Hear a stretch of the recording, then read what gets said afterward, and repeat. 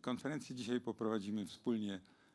So the conference today will be conducted by my colleague Tomek Pelc, who is the initiator of many hydrogen initiatives, owner of Nexus Consultant company, and the initiator of our hydrogen technology cluster and the Neklina product. Tomek, thank you very much for these great words. Marek, along with me, Marek Woltynowicz is going to conduct this meeting. He's the founding father in fact, of my hydrogen expertise, or my teacher, in fact.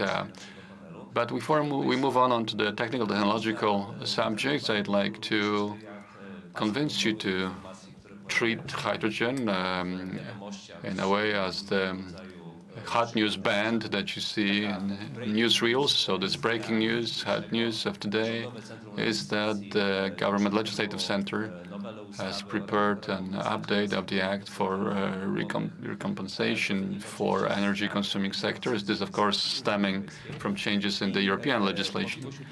So the possibility for obtaining subsidies will be obtained by hydrogen sector. It will be lost by the fertilizer and nitrogen compound sector. So we have quite a shuffle on the Polish industrial market because subsidies will disappear from the chemical industry and they will appear in the hydrogen sector. So yet another incentive to invest into hydrogen.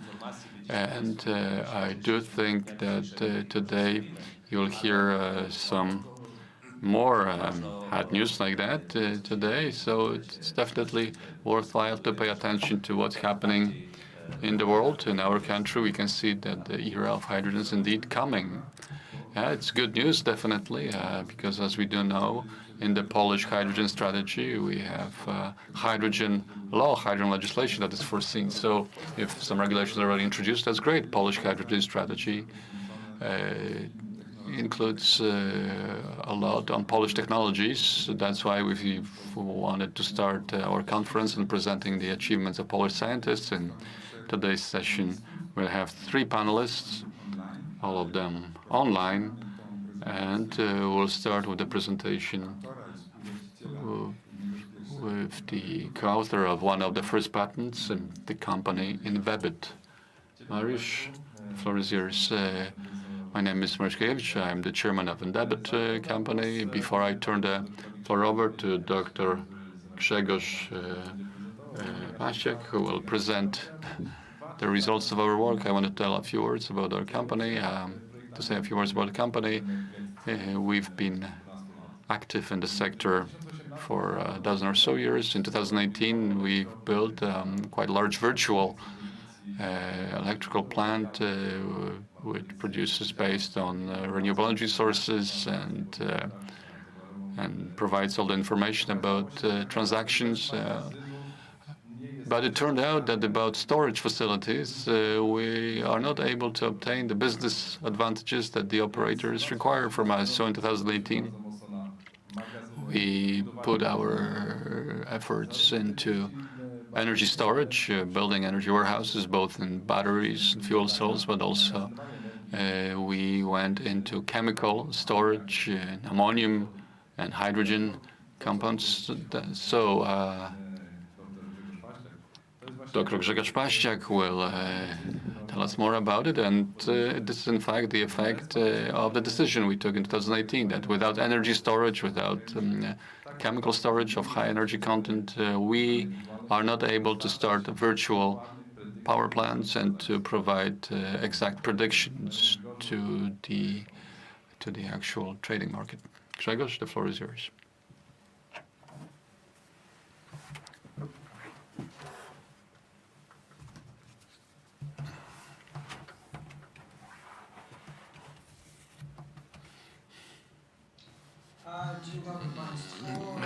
Good morning. My name is Grzegorz Paściak. I represent the Institute of Low Temperature and Structural Research in Wrocław. I'll tell you a few words about the project we've been carried out in cooperation with the company Inwebit, whose chairman is Mr. Paszkiewicz. This project of ours has dealt with the use of liquid ammonium as energy storage with energy carrier in the form of hydrogen. Why ammonium? Well, ammonium has a number. Ammonia has a number of characteristic properties which are very important for the process of energy storage. Ammonia in normal conditions is a gas of very unpleasant odor, which is a big disadvantage of this chemical substance as far as possibilities of storage. However, it is also an advantage of sorts, because any leak of ammonia, any lack of sealing in the installation is easily felt, literally by our noses. So in liquid conditions, ammonia can be stored at room temperature at the pressure of about 10 bars, or we can store it in the form of water solution, the so-called ammonium water, 25% concentration. And here what's important, the boiling point of liquid ammonia is minus 33 degrees Celsius, and boiling temperature of this water solution is 24, 25 degrees Celsius. So we can quite safely and in a way ensuring low evaporation of the substance, store it, keep it. Especially important when it comes to the potential for storing energy in the form of ammonia is its relatively high percentage content of hydrogen. Weight-wise, this is 17.8%. In comparison to other liquid fuels, and here we have a comparison to gasoline, biodiesel, methanol, ethanol, other substances. So liquid ammonia and liquid hydrogen. As you can see, only liquid hydrogen has 100% content of hydrogen, quite obviously. However, that content of hydrogen and ammonia is quite significant, and we have a relatively high energy density stored in hydrogen. Out of 1 liter of hydrogen, we can obtain 4.32 kilowatt hours, which is quite a good result, comparable to methanol. As far as production of ammonium, it is one of the most commonly produced chemical substances, artificially produced substances. In nature, ammonia is produced as a product of protein decomposition. However, on industrial scale, it's obtained through synthesis of nitrogen and hydrogen in the so-called Haber-Bosch process. And this is 90% of ammonia production, which is done in accordance with this reaction. As you can see, ammonia requires hydrogen, which needs to be obtained from somewhere. Usually the source of hydrogen is water, water vapor, water steam, and here we have either thermic decomposition of water steam or water electrolysis, which allows us to produce hydrogen, which then in reaction with gaseous nitrogen is turned into ammonia. Annually in the world, about 180 million tons of ammonia is produced. Out of that, about 21 million in Europe, out of which in turn over 2 million of ammonium in tons is produced in Poland. A constant 1.5% increase in the production of ammonia is there. The price of liquid ammonia is about $0.50 per liter. However, the ammonia is produced mostly for the needs of artificial fertilizer production. It has been mentioned that our legislation is changing somewhat. This fertilizer sector is going to be now directed towards hydrogen. We are not worried about that, definitely, because basically these are the same chemical reactions. Whether ammonia is going to be used as hydrogen storage or for production of artificial fertilizers, basically it doesn't matter to us because it's exactly the same chemical process that's involved. As far as storage of ammonia, up to 5,000 cubic meters, it's usually stored in liquid form at heightened pressure. 10 bar pressure is sufficient to store ammonia as liquid at room temperature. In case of larger volumes, over 5,000 cubic meters, ammonia is stored also in liquid form, but at the temperature of minus 33 degrees Celsius. It is stored usually in tanks. However, due to the fact that these are low-pressure tanks, the construction of the tanks as well as the price connected with them is much simpler than from the pressure tanks used for hydrogen. Such hydrogen tanks made out of composite operate under the pressure of about 1,000 bars or so. However, here, as I've mentioned, 10 bars is enough to maintain ammonia in liquid form.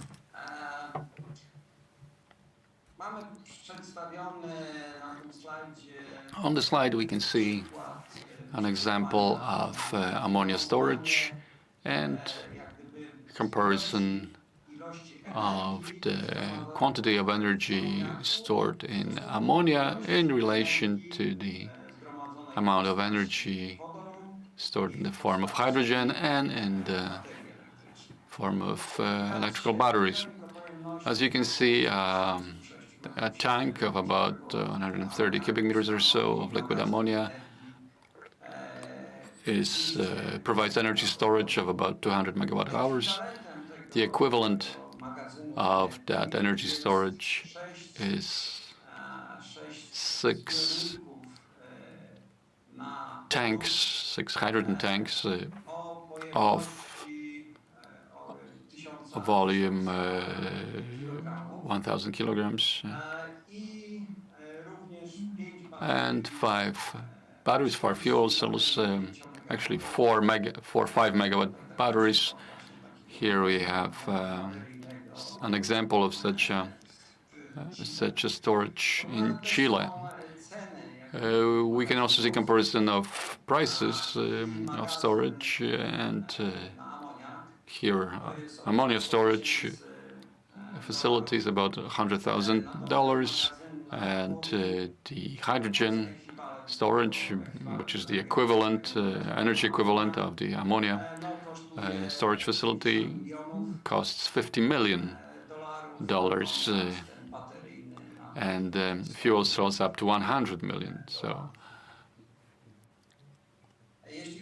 as far as the transport of ammonia, to my surprise, but this stems from the literature, it turns out to be cheaper and generating fewer losses than sending electrical energy through grid. We have comparisons here of energy losses per 1,000 kilometers of transport lines, high voltage energy line for alternate current. Here the loss is about 5.5% per each 1,000 kilometers. And in case of DC, it's 3.5%. However, if we transport ammonium per 1,000 kilometers, the losses in case of road transport is 1.5%, rail 0.7%, and by pipelines 0.1%. Also, if we compare the costs of energy transmission using transfer lines or through methane or liquid ammonia, then this comparison is definitely in favor of liquid ammonia. So, since we are dealing with ammonia and we can store it, we can send it, we can transport it, now we have the necessity, the need to obtain back from the ammonium the hydrogen, which then can be turned into electric energy in the form of fuel cells or by directly burning fuel, hydrogen as fuel. So one of the examples of such a incorporation of hydrogen from liquid ammonia is electrolysis. We have reactions taking place on an electrolyzer during the electrolysis, the decomposition of ammonia. On the anode, we have oxidation reaction, and we have nitrogen that is generated, and on the cathode, we have water reduction, and hydrogen is produced. So the summary reaction looks this way. Here, the advantage is that we are not recuperating hydrogen through water electrolysis, but electrolysis of ammonium. The advantage is the fact that the product of reaction is nitrogen and not oxygen. And of course, combination of hydrogen and oxygen can be dangerous. However, combination of nitrogen and hydrogen is completely safe. Ammonia is once again produced. So yet another advantage of electrolysis of ammonia is a very low decomposition potential. It's 0.059 volts.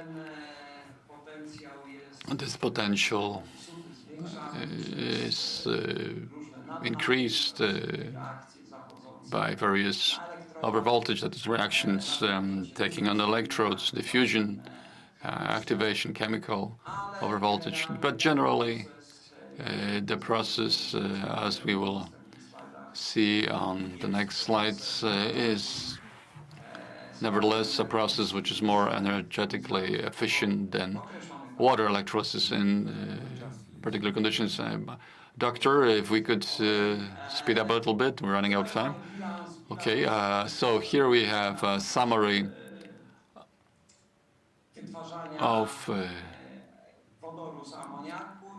producing hydrogen out of ammonia and then the use of the ammonia produced in the fuel cells. So very briefly, in order to produce 1 gram of hydrogen, we need theoretically 1.5% of kilowatt hours. And out of that 1 gram of hydrogen, we obtain about 33 kilowatt hours of energy. So it's a perpetuum mobile of sorts. But of course, we have to remember that first we need to produce the ammonia, that is, put energy into it.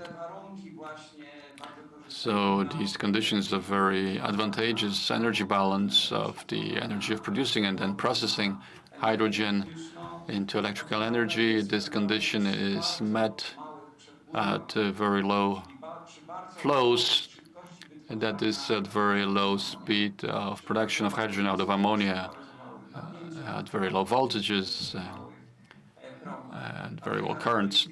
So on this characteristic, you can see the characteristic of a PM, a fuel cell, and the characteristic of an ammonium electrolyzer. Depending on the speed of flow, in other words, the speed of producing hydrogen. So we can see that this energy balance is being crossed at very low flows. In other words, generally speaking, the process of energy production from ammonia, in other words, producing hydrogen from ammonia, is a very efficient process, but at very low flows. At higher powers of electrolyzer, higher voltages, we have a reverse process, a repeated synthesis of ammonia, and as we can see, higher current means higher temperature of the electrolysis process, greater evaporation of ammonia. Now we've made an attempt with Envebit to construct our own electrolyzers. These electrolyzers, well, it is popularly said that these are simple devices. They're widely available. Nevertheless, it is not that simple, not that obvious. It's actually quite hard to purchase inefficient electrolyzers of low voltage, which would be operating based on ammonia. We've encountered a number of problems, and there are still problems to be solved when creating new electrolyzers. For example, the construction electrolyzer that should be chosen. We have open constructions where we have free flow of electrolyte between electrodes, which are separated by separators, which doesn't terminate electrolysis or gases, or another closed construction, dry construction, where electrodes are separated by a separator, which actually allows electrolyte through but doesn't allow the gas through. So here we definitely have to take into account the voltage of the electrolysis process, the materials of electrodes, and their surface is very important. The best material for electrodes is platinum still. Of course, platinum has a very well developed active surface. We go to this steel, nickel, carbon with various active surfaces, various forms of grid structure. Another important factor affecting the efficiency of electrolysis is the content of electrolyte, its concentration. The most commonly used electrolyte is the KOH water solution. Of course, here we've also added ammonia. An important factor is the content of separators and seals. The separator has to let electrolyte through and be a seal for gas, which obviously affects the purity and pressure generated by the gas. Sorry, doctor, but I have to discipline you. Only 1 minute left. 1 minute. Okay, then. So a couple of words, a few characteristics, the voltage of the electrolysis. Here we actually select the electrodes for dedicated electrolyzers. The optimum material for electrodes was foam. We didn't want to add platinum due to its high cost. We've selected optimum electrolyte composition. The greater the ammonia concentration, the greater the KOH, the lower, the flatter the characteristics. So at lower pressure, at lower voltages, we get higher flow, therefore a greater production of hydrogen. Here is what the electrolyzer looks like, about 360 watts, well adapted to supply a fuel cell, 25 cells, nickel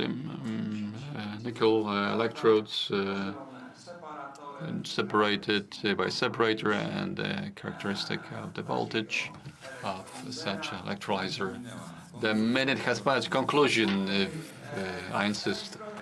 So the electrolyzer we see is able to produce 2 liters of hydrogen per minute while using the energy of about 300 watts. We've combine this electrolyzer with a fuel cell, and your energy balance is about 2/3. So, in order to produce energy of 200 watts from a fuel cells, we need to put into electrolyzers about 300 watts. So that is the energy balance. The company in Webit has been working on other methods of producing hydrogen based on ammonia. Another very promising method is cracking, that is thermal decomposition. Here we also separate appropriate catalysts and the composition temperature of ammonia. Thank you very much. This is a good moment to stop. Just the last slide. High temperature voltage. This is the next topic, doctor, which directly processes ammonia into electrical energy.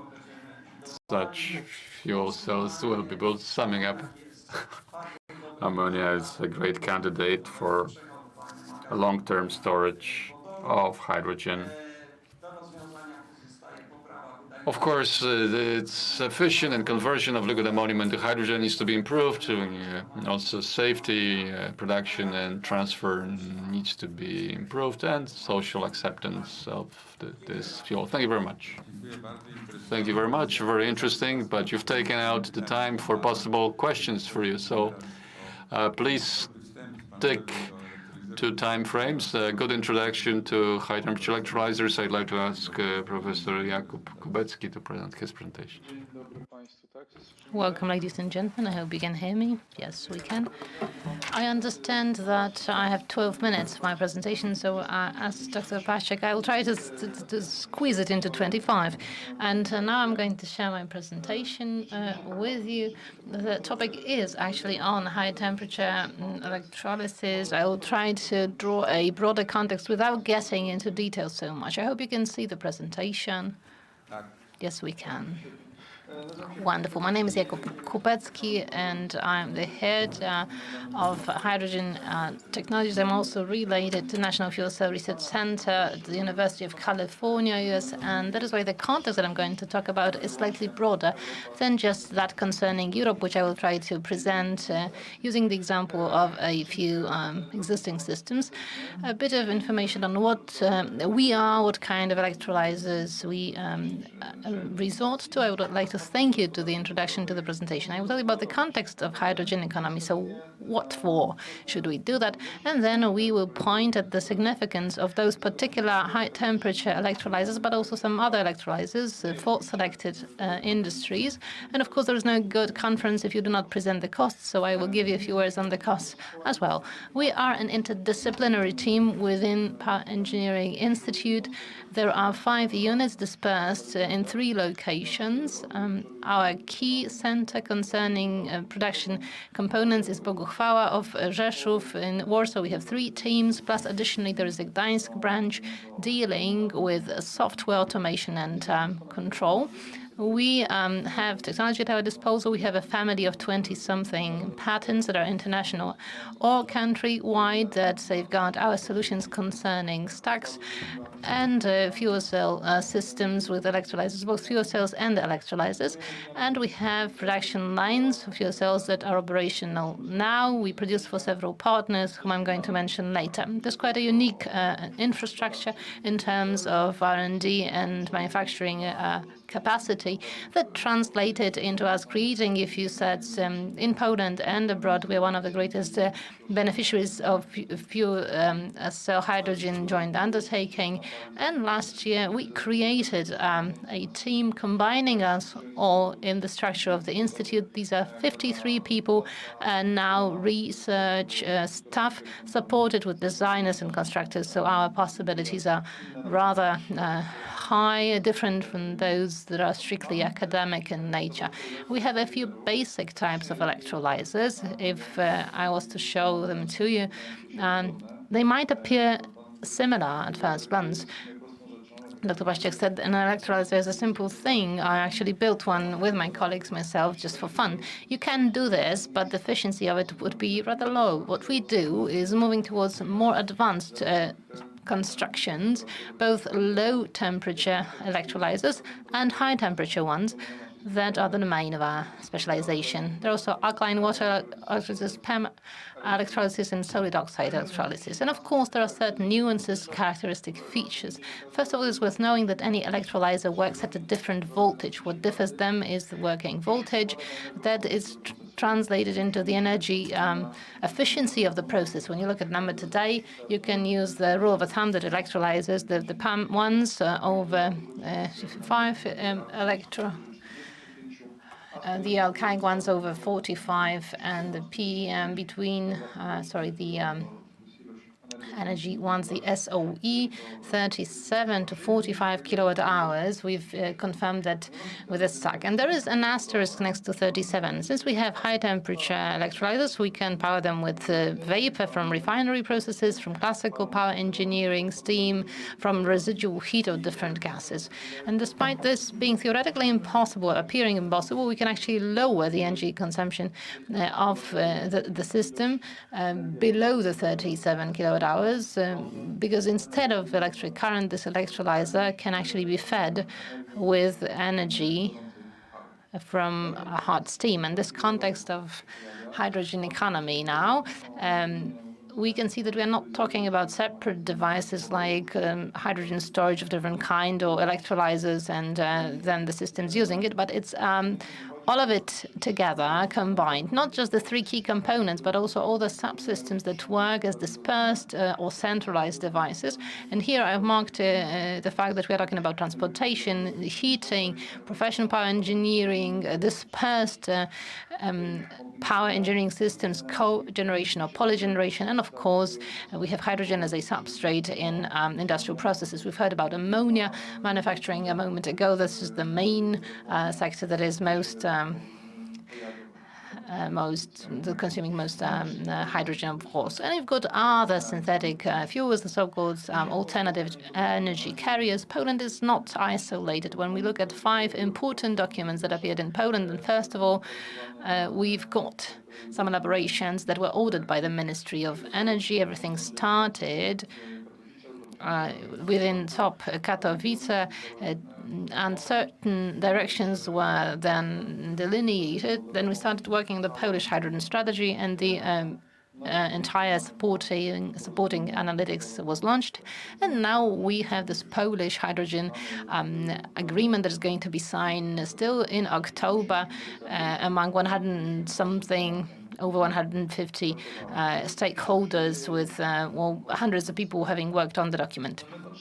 So Poland is not lagging behind in this respect, and we are looking at hydrogen, thinking about the aims. It is not the goal in itself, but it is to be used to lower the energy footprint of power engineering and the emission of greenhouse gases. We can see a few options here. I will present it in a graphic form in a moment. When we look also at increasing the possibilities of using RES, supported by means of electrolyzers, ensuring the possibility of storing energy, and all this leads to environmental climatic neutrality.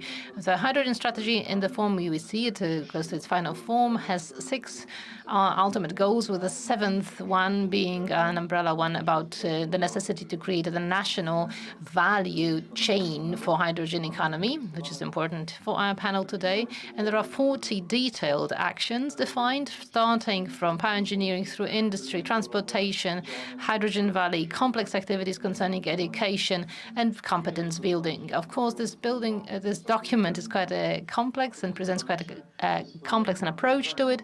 But what we should realize is the links here, because hydrogen is not an isolated sector of the economy, but it is clearly connected with infrastructure, distribution infrastructure, with power engineering, with the entire system. That's a very important factor when we look at the diversification of energy sources supplies. We can see solutions for gas distribution. There is a context for new energy carriers. There is a context also for nuclear energy, but perhaps not at this stage. Hydrogen as a support for RES, and also hydrogenating power engineering, power and heat power plants.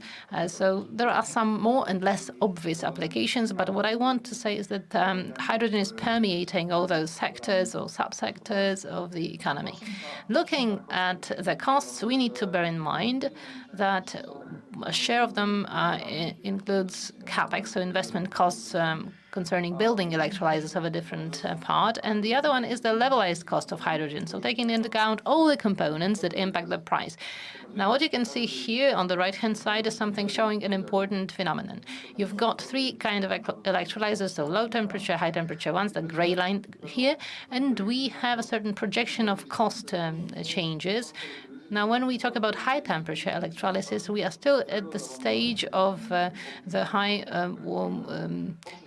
degree of lowering of the costs owing to R&D. It's only in 2026 and onwards that increasing the scale will lead to the lowering of the cost of those electrolyzers, whilst the low temperature ones are already cheaper owing to the economics of scales and the class 100 megawatts and more systems being delivered, so strictly industrial scope of activities. When you look at what impacts the price of hydrogen, there are a few components, and also among them the way RES are used. When you look at photovoltaic installations or turbines that are located in any location without any optimization, the price of hydrogen can differ 2-3-fold because simply we do not use effectively our RES capacity. And there are elaborations showing that at a certain point you can see the improving profitability and the magic 10 euro, then 5 euro. This is something that we can expect in the horizon of 2035 or 45. This is something that we always have at the back of our head, thinking about technology.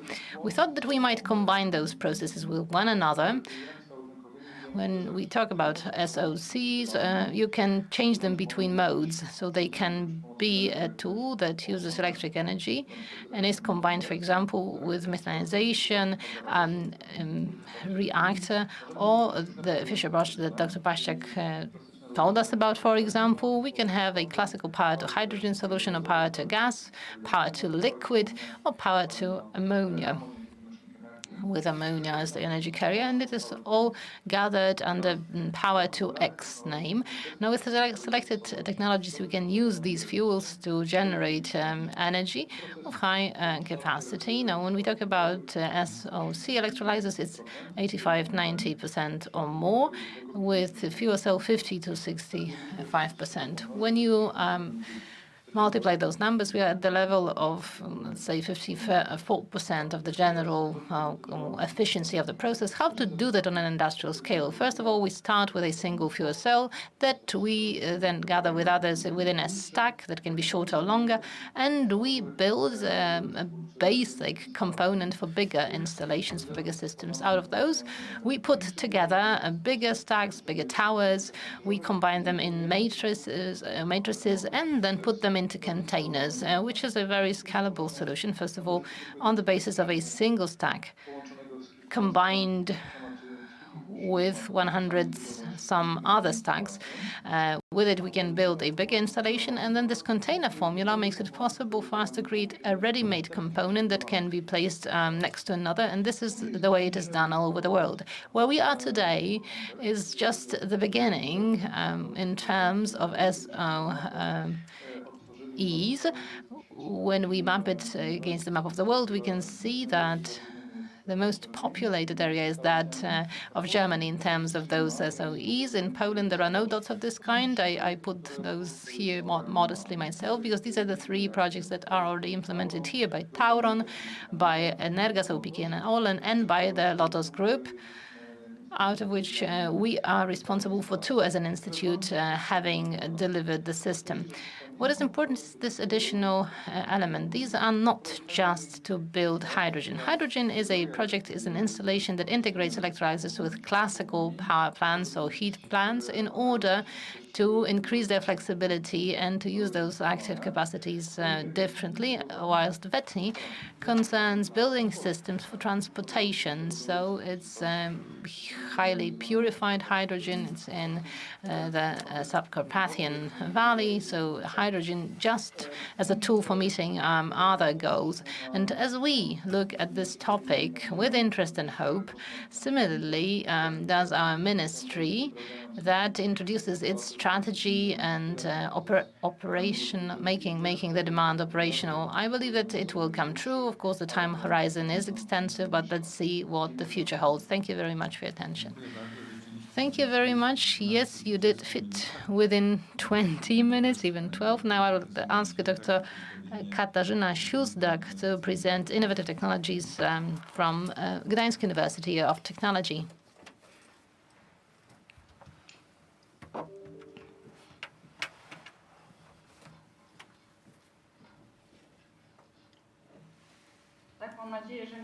I hope you can see me and hear me. Confirm, please. Yes, we can. And that you can see the presentation. No, we cannot see the presentation yet.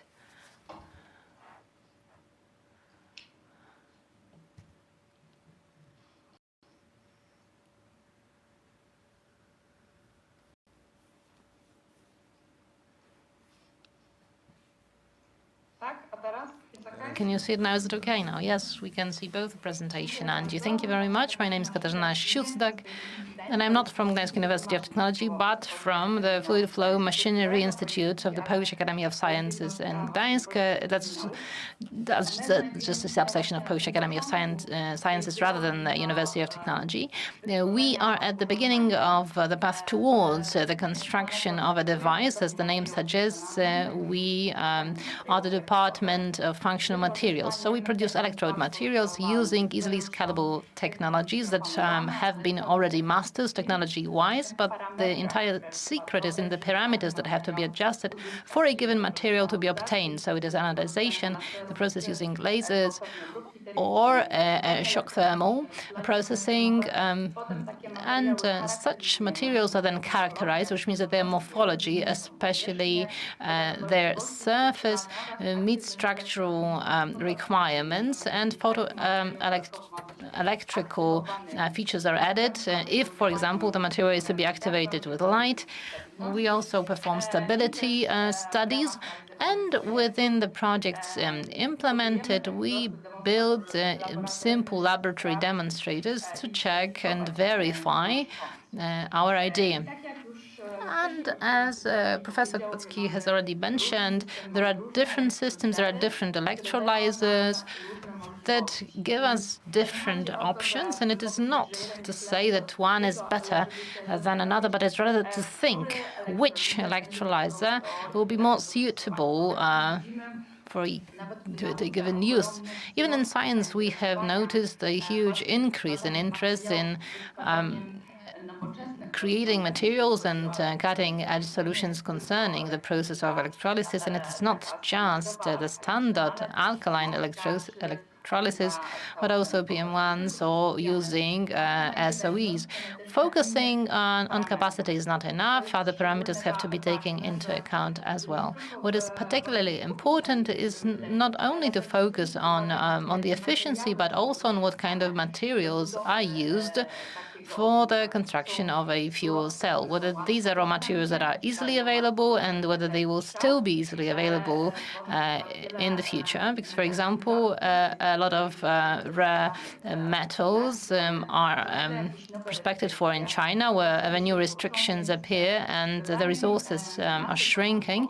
So our task as scientists is very often finding materials that would be easily obtainable in great volumes, and that would not only reduce the costs considerably, costs of producing a device, but also that would safeguard us for the future. So we can not only produce a certain solution now, but also that we can do it on a long-term basis, not fearing that there is shortage of raw material.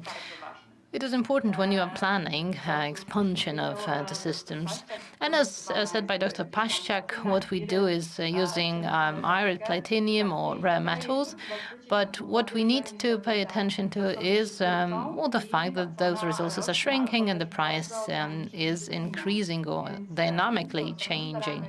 So what we are trying to take into account every time we realize a new idea concerning an electrode material, we make sure that the substrate is easily available, that its price does not fluctuate considerably, and that it can be obtained with the use of well-mastered technologies, and it can be modified according to the need.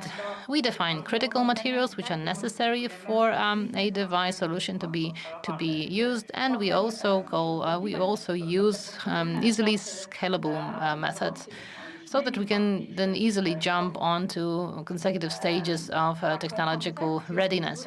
The concept that concerns the process of alkaline electrolysis is intensification of the process with the use of new electrode materials, well-developed surface membranes, innovative structure of the fuel cell. So these are not typical stacks anymore. I'm going to show you in a moment what it can look like, and that makes it possible to increase the current without increasing the energy investment, so to speak. So, for example, we use cutting-edge 3D printing technologies too. What is more important from the point of view of new materials and from the point of view of the use the alkaline electrolysis is that, as we know, there is far greater dynamics of alkaline electrolyzers. They are far more resistant to fluctuations in supply. So this integration with a renewable energy source, such as, for example, wind turbine or a PV, is advisable here. For example, here you can see autonomous station for filling up the car with hydrogen in Hamburg. And here alkaline electrolyzers have been combined into a system with photovoltaic cells, and this is what we would like to focus on in the future too. So you know that the typical stacks look the way it does. When you look at this solution, it looks comparable. So there has to be an electrode there, obviously. There has to be an electrolyte or a separator. But actually, the active electrodes can differ. They can differ in the nano or micro scale. And sometimes from the outside, the appearance might not be that different. But actually, the very heart of the system is considerably different. Now, looking at the trends and also directions of our research is working on the surface, or developing of the surface so that the contact point between electrode and electrolyte is more and more.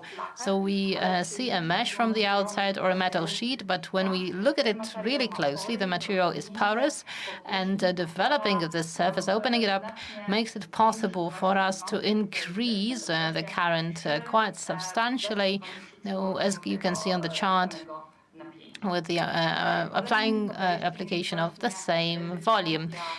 We also propose resigning from the entire electrode material, being nickel, for example, or some rare metal. Instead, we use the steel substrate that only has an active layer on it.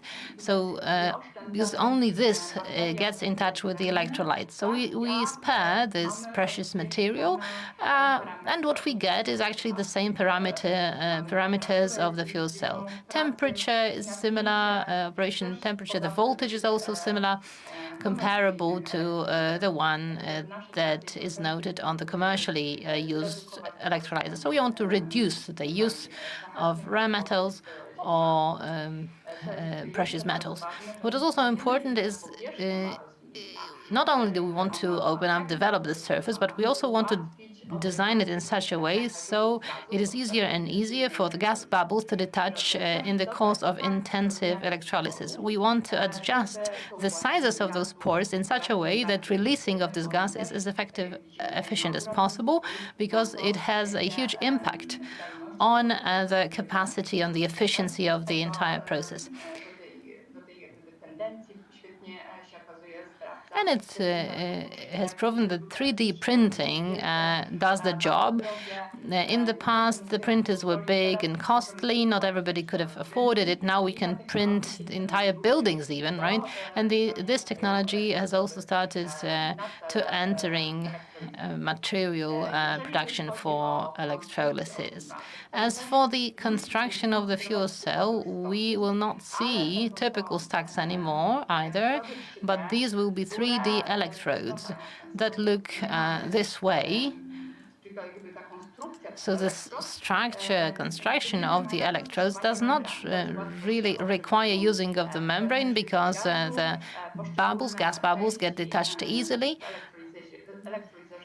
Particular spaces in the electrolyzer are separated even without the use of a membrane that is standard for other kinds of electrolyzers.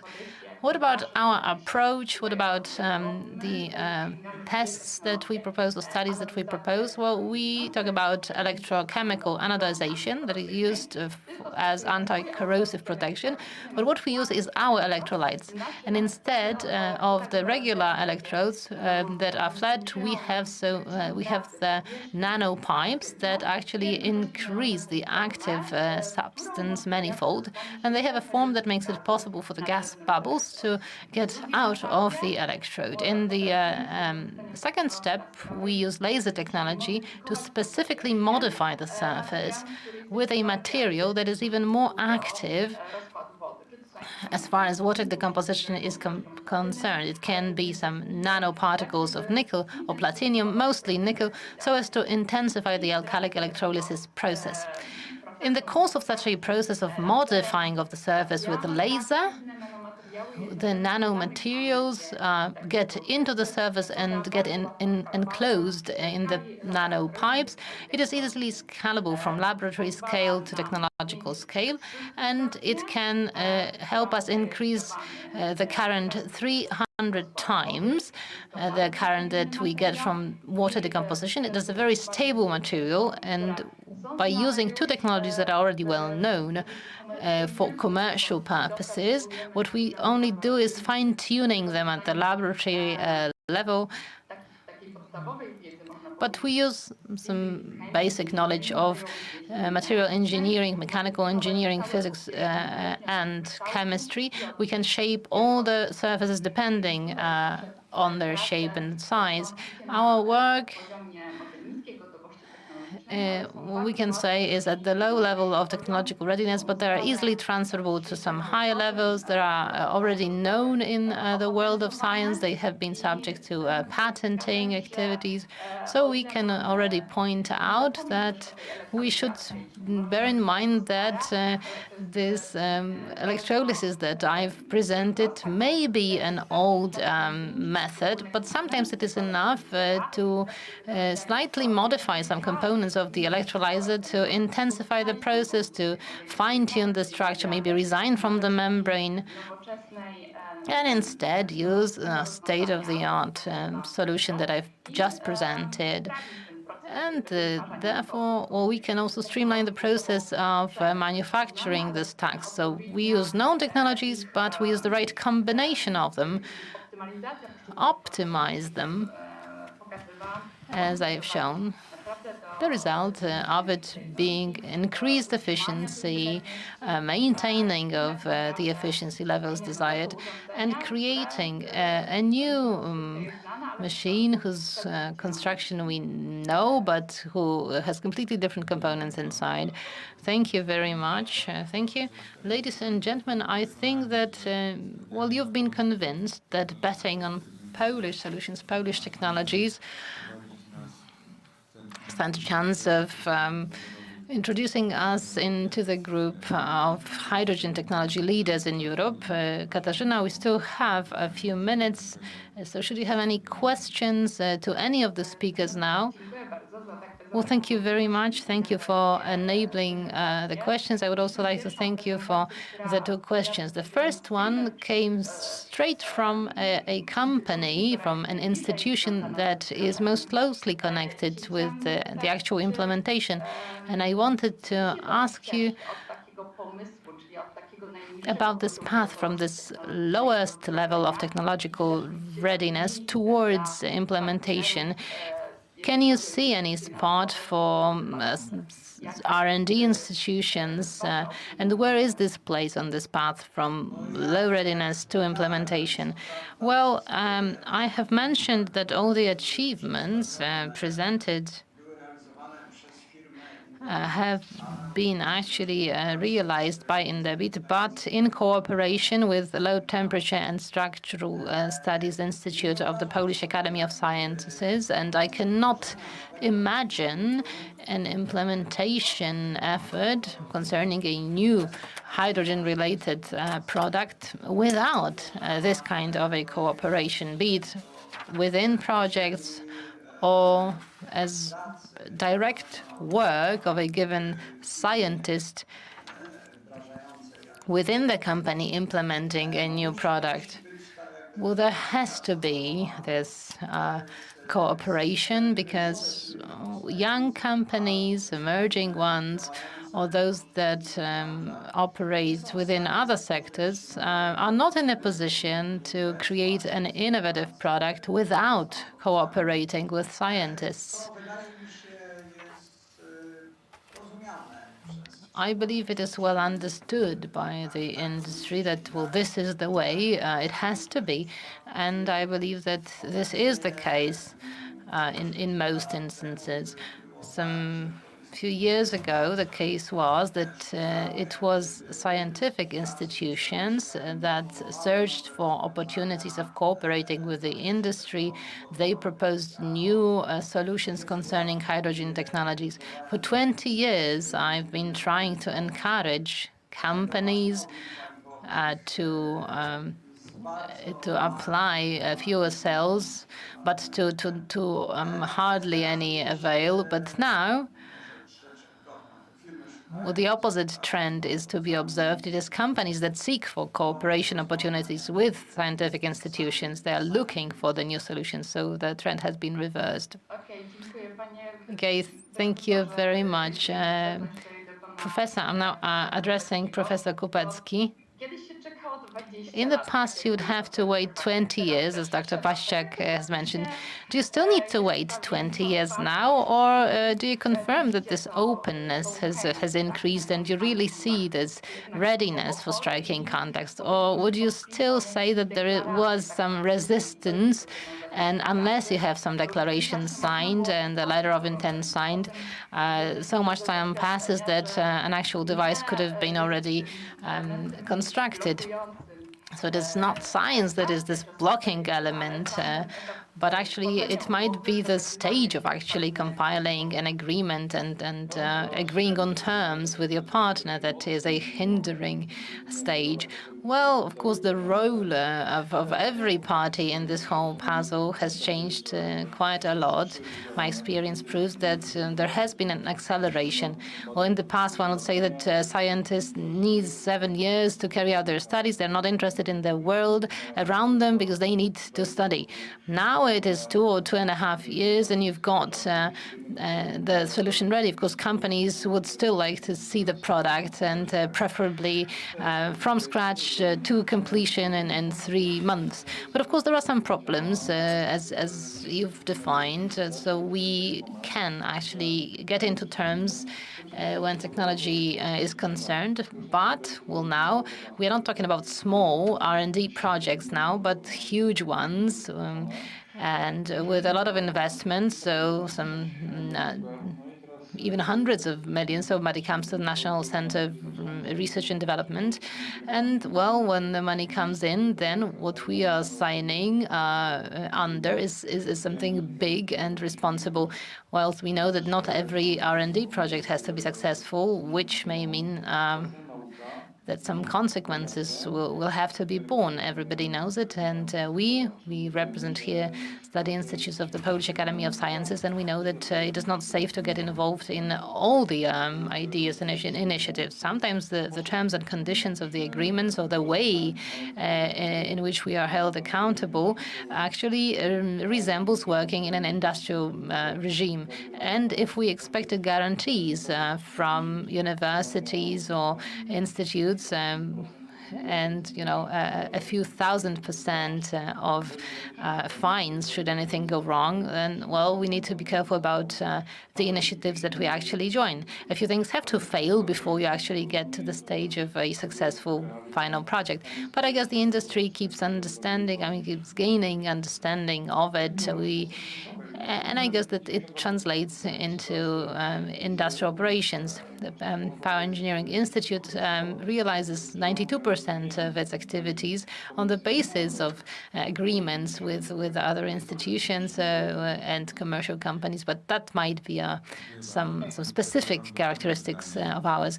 Kasia, I have a question to you. What kind of partners are you looking for in order to scale your achievements up and implement them?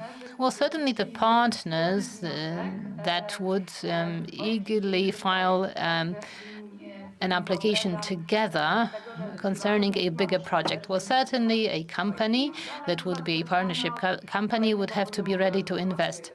But then we are starting with another level of technological readiness. We can see that something is already working out. So certainly then we would be interested in joining a common project. And, for example, an implementation PhD procedure would be interesting. So a young person would have open doors to a company, but at the same time would have a chance to conduct his or her scientific research. That would be still something that could bind science with commercial activity. A young scientist could first of all carry out studies and then implement the actual product. That means openness to innovation, because very often we talk about things that might appear impossible to many and very risky. And many a times we have to really convince the representatives of industry that something is actually doable. Instead, they often want to get a ready-made product, nicely packaged with parameters far better than those expected in the market. Well, these are often the declarations that we cannot offer straight away, much as we would like to. But we would like the industry to be open to those innovative Polish solutions, which involves a good level of trust and risk readiness. Well, this is what I would like to wish to you all, and I would like to thank you wholeheartedly for your participation in this technological session. Let me confirm it yet again. I believe that you've persuaded all us into believing that it is worth implementing Polish hydrogen technologies.